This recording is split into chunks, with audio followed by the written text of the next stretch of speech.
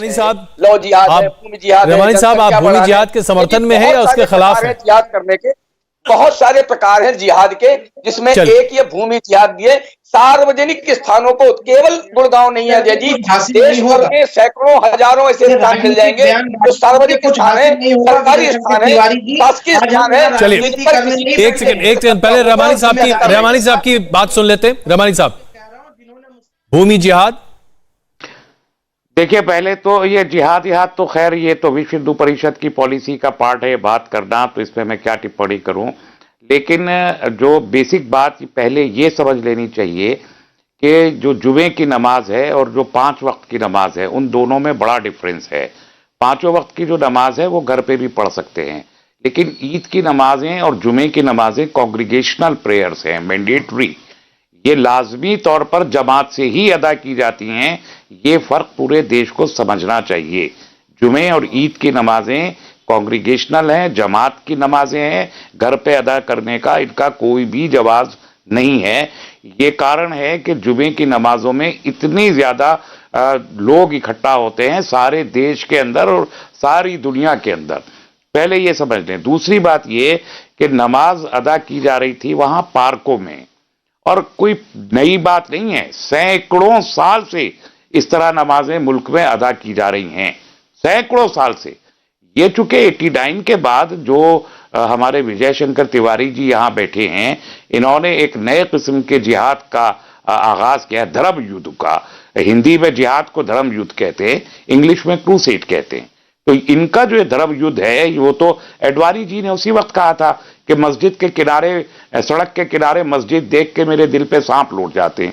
उसी वक्त उन्होंने कहा था 89 में कि तमाम मुसलमान टेररिस्ट नहीं है, लेकिन हर टेररिस्ट मुसलमान है। इस किस्म के झूठ तो तभी से शुरू हो गए थे। दूसरी बात, आपने इंडोनेशिया की और दूसरे ममालिक की बात कही। मैं आपसे अर्ज करना चाहता हूं कि 16,000 हेक्टेयर वक्फ लैंड अभी सरकारी या गैर सरकारी किसी न किसी हिंदुत्ववादी के कब्जे में है। 16,000 वक्फ हेक्टेयर लैंड, आप तसव्वुर कीजिए। आर्काइव्स का एक कानून बना के आर्काइव्स की तमाम मसाजिद में जुमे की नमाजों तक पर पाबंदी लगा दी गई।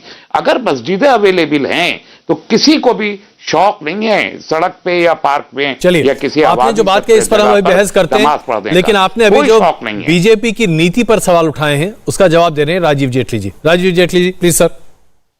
रहमानी साहब ने बड़ी अच्छे बेहतर तरीके से खुलासा कर दिया। इन्होंने कहा कि जो 5 वक्त की नमाज होती है वो तो घर पर पढ़ी जा सकती है, और जो जुम्मे की नमाज होती है वो घर पर नहीं पढ़ी जा सकती, उसके लिए सड़कों पर बैठना पड़ेगा।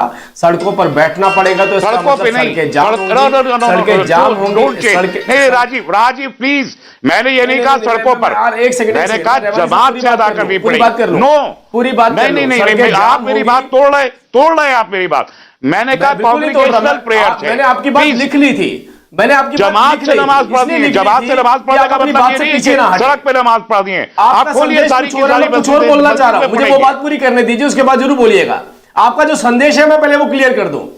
अब जुम्मे की नमाज सड़कों पर पढ़ी जाएगी, और ये बहुत वक्त से पढ़ती चले जा रहे हैं, बहुत लंबे वक्त से होता जा रहा है। अब इस बात की तरफ गौर कीजिए, पहले पता नहीं चलता था, कोई नमाज कहीं पर पढ़ भी रहा होता था, तो मतलब इतनी तादाद हो गई कि अब पूरे के पूरे शहर जाम हो जाते हैं जब आप नमाज सड़कों पर पढ़ने के लिए बाहर निकलते हैं। और अब जुम्मे की बात कर रहे हैं, इसका मतलब अब आप छुट्टी भी हो सकता है कुछ वक्त के बाद आप ये भी कह दें कि जुम्मे की छुट्टी डिक्लेयर कर दीजिए, क्योंकि वो नमाज का वक्त है। आपने दुनिया को कोट किया, गल्फ कंट्रीज को कोट करना था आपको, आपने दुनिया को कोट किया कि वहां जुम्मे की नमाज जिन देशों में सड़कों पर नहीं पढ़ी जाती है वहां जुम्मे की छुट्टी होती है। और हमारे देश में तो अधिकार आपको मिला हुआ था कि कहीं पर भी बैठिए। आप देखिए ओखला मंडी, दिल्ली की ओखला मंडी के बाहर पूरा दिल्ली का ट्रैफिक जो है आपको बड़ी दूर से डाइवर्ट करके भेजना पड़ता था। किसी के अंदर इतनी सेंसिबिलिटी, इतनी सिविक सेंस नहीं थी क्या? कोई भी एक समझदार व्यक्ति बीच में से नहीं निकल सकता था बोलने के लिए कि मेरी नमाज की या मेरे इन वजहों की वजह से मैंने पूरी दिल्ली जाम कर रखी है? कौन निकला उस वक्त पे बताइए? जो पढ़े लिखे लोग होते हैं आपके समाज में, उन्होंने भी एक बार को इसका प्रश्न नहीं उठाया। तो आप क्या बोलना चाह रहे हैं, इस बात को समझिए। अब आप देश जाम करने का वक्त नहीं है, देश चलाने का वक्त आ चुका है। चलिए रहमानी साहब, समझना और आपको रहमानी साहब जवाब दे रहे हैं। रहमानी साहब प्लीज सर। देखिए, ये मेरे पूरी बात को इन्होंने ट्विस्ट किया। नंबर एक, मैंने ये नहीं कहा कि सड़क पे या पार्क पे नमाज पढ़ने का ये कोई जवाज है, नहीं। सैकड़ों साल से जो नमाजें पढ़ी जा रही थी वो ये इसीलिए ज्यादा तादाद होती है तो जगह कम पड़ती है मस्जिद के अंदर भी, इसलिए किसी भी सार्वजनिक स्थान, वो पार्क, ज्यादातर पार्क है, सड़कें नहीं है। और सड़कें दिल्ली में जाम नहीं हुई, मैं तो दिल्ली का ही रहने वाला हूं, दिल्ली में कहीं जाम नहीं होती है उसके लिए, और 15-20 मिनट या आधे घंटे और कहीं कोई कब्जा नहीं होता। इतने लंबे जो आप लोग प्रोपेगेंडा करते हैं कि कब्जा कर लिया जाता है, आपने डिबेट करी थी साल से हो रही है, कहां कब्जा हो गया? रहमानी साहब डिबेट को लेकर जनसंख्या के ऊपर इसलिए कोट किया कि अजय जी ने इंडोनेशिया मालिक का जिक्र किया। अब जनसंख्या के विषय इसी डिबेट इंडोनेशिया, अब जनसंख्या में मैं लेके आया, जनसंख्या आप बताइए, और यही जनसंख्या इसी रेशियो से बढ़ रही है, इसी रेशियो से बढ़ रही है। तो आप तो ये कह देंगे, अगर बढ़ रही है, कह देंगे अब एयरपोर्ट खाली कीजिए, अब रेलवे स्टेशन दिवाली पे इतना प्रदूषण नहीं हुआ करता था ना पहले, जितना अब हो गया। मांग आपकी बराबर बनी रही, अब प्रदूषण हो रहा है, दिवाली पे पहले नहीं हो रहा था। जनसंख्या सभी की बढ़ रही है, करने की जरूरत है। 37 करोड़, सोचिए 37 करोड़ का देश 1947 में 140 करोड़ का हो गया। देता हूँ रहमानी साहब, मैं आपको एक एग्जांपल 100 करोड़ लोग बढ़े 70 साल में, वो सब मुसलमान नहीं है। नहीं रहमानी साहब, एक 100 करोड़ लोग बढ़े ना देश में, तो जनसंख्या तो सबकी बड़ी है। आप इसे जनसंख्या का इशू कैसे बना सकते हैं? अरे नहीं, आप कह रहे हैं, मैं नहीं कह रहा हूं, मैं कलकत्ता का बात कर रहा हूं। कलकत्ता के अंदर एक ब्रिगेड होती थी, एक आर्मी बटालियन थी वहां पर सॉल्ट लेक सिटी के अंदर।